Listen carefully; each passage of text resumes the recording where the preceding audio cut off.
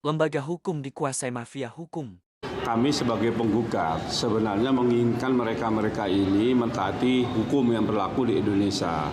Mentaati tipu muslihat penegak hukum maksudmu? Seperti kelakuan penasehat Kapolri satu ini.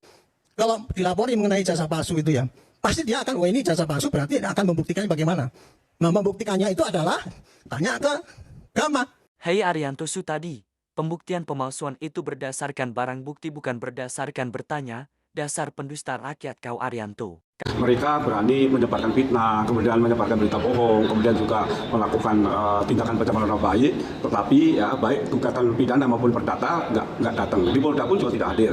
Proses hukumnya saja dusta melulu. Kenapa demikian? Karena ijazah Jokowi tidak pernah diperlihatkan ke publik. Artinya Rai Suryo dan kawan-kawan tidak boleh serta-merta disebut menebar berita bohong dan fitnah apalagi digugat. Dasar culas dan licik. Sedangkan untuk perdata ini 2 kali juga nggak hadir. Ini sebenarnya kami ini kan ingin ya majelis hakim memutuskan bahwa mereka itu bersalah melawan hukum.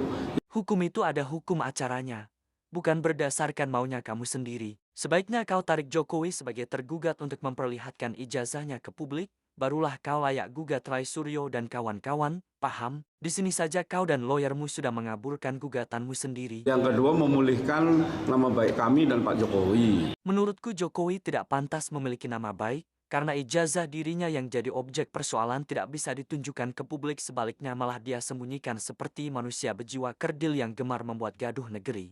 Ya, saya kira itu. Yang ketiga memang ada gugatan ganti rugi. Tapi yang intinya adalah 2 itu, yaitu mereka bersalah dan memulihkan nama baik kami berdua, Pak Jokowi dan saya. Nama baik di kalangan sesama pendusta mungkin lebih pantas buat Jokowi, karena di alam pendusta, siapapun yang mahir berdusta dan semakin gemar berdusta dan tidak tahu malu, maka akan semakin mendapat pujian-pujian dan penghormatan dari para pendusta-pendusta junior.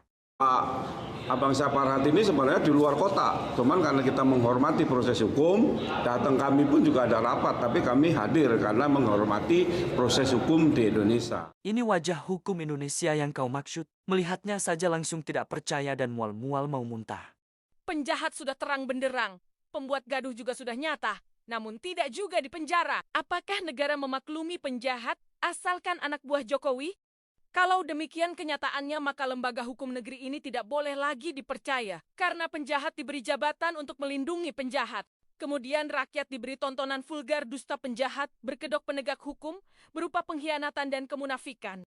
Yang sama halnya rakyat dipaksa menerima untuk diurus oleh penjahat, didikte oleh penjahat, dan lucunya lagi, semakin menjilat yang namanya Jokowi. Maka tidak